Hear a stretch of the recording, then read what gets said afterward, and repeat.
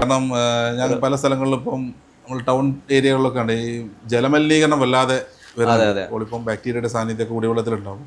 ചുരുങ്ങിയ ഒരു 10 സെന്റെങ്കിലും ഉണ്ടെങ്കിൽ ഈ തൊട്ടടുത്ത അയൽക്കാരുടെ നമ്മുടെ കിണറ് നമ്മളൊരു ഡിസ്റ്റൻസെങ്കിലും കീപ്പ് ചെയ്യാം. ശരി ശരി. അപ്പോൾ 10 സെന്റ് സ്ഥലം ഈ ഒരു റീസണബിൾ റേറ്റിന് ചെയ്യാൻ പറ്റും. ഒരു പഠനം ഏകദേശം പൂർത്തിയായി. ഞാൻ ഔട്ട് ചെയ്യാനായിട്ടില്ല.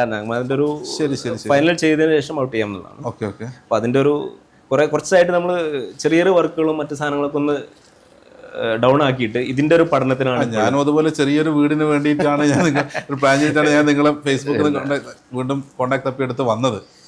നമ്മളൊരു മേഖല എന്നുള്ളത് ഞാനിത് തിരഞ്ഞെടുത്തപ്പോൾ തന്നെ ഇതിനെ ലാഭകരമാക്കുക എന്നതിനപ്പുറം ഒരു സർവീസ് എന്നുള്ള രീതിയിലാണ് എൻ്റെ ഒരു കോൺസെപ്റ്റ്. ഇപ്പോൾ എൻ്റെ പ്രദേശത്തുള്ള ബഹുഭൂരിപക്ഷ ആളുകളും എൻ്റെ പണിക്കാരാണ്.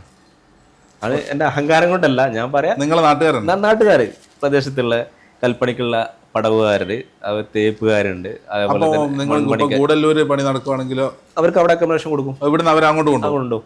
അവിടെയുള്ള പണിക്കാരെ ഉപയോഗപ്പെടുത്തുന്നില്ല. ഇല്ലല്ല, അതെന്താ വെച്ചാൽ നമുക്കൊരു വർക്ക് പെർഫെക്റ്റ് ആയി കിട്ടാൻ നമുക്ക് കുറച്ചുകൂടി നമ്മളെ ഈ അവിടെ കുറച്ച് റേറ്റ് കുറഞ്ഞ ആളുകളെ കിട്ടുമെങ്കിൽ കൂടി പക്ഷെ പെർഫെക്റ്റ് ആയിട്ട് ആ ഒരു അക്യൂറസിയോട് കൂടി ചെയ്യാൻ നമ്മളെ ആളുകളാണ്. അതുപോലെ നമുക്ക് നാളെയും കാണേണ്ട ആളുകളാണുള്ളതുകൊണ്ട് അത് ആർത്തിൽ തന്നെ ഒരു അർത്ഥത്തിൽ കൈകാര്യം ചെയ്യുന്നുണ്ട്. എല്ലാ വർക്കും ടൈൽസ് ആയാലും മറ്റൊക്കെ നമ്മൾ ആർത്തിലുള്ള പണിക്കാർ. ഇപ്പോൾ ഒരു സന്തോഷം എന്താ വെച്ചാൽ എവിടെ വേണമെങ്കിലും നമുക്ക് അവർ ഹാപ്പിയാണ്. ഒരു 3 സെറ്റ് സ്റ്റൗവും പാത്രങ്ങളും ഒക്കെ റെഡിയാണ്. എവിടേക്കും ഷിഫ്റ്റ് ചെയ്യാൻ അവരും ഹാപ്പിയാണ്. എന്താ വെച്ചാൽ ആഴ്ചയിൽ ഒരിക്കലും 2 ആഴ്ചയൊക്കെ തിരിച്ചു വരുമ്പോൾ കയ്യിൽ ക്യാഷ് ഉണ്ടാവും. മറ്റേ ഇവിടെ നിന്നാൽ എന്താ വെച്ചാൽ ക്യാഷൊക്കെ ചിലവായി പോകുന്ന രീതിയാണ്.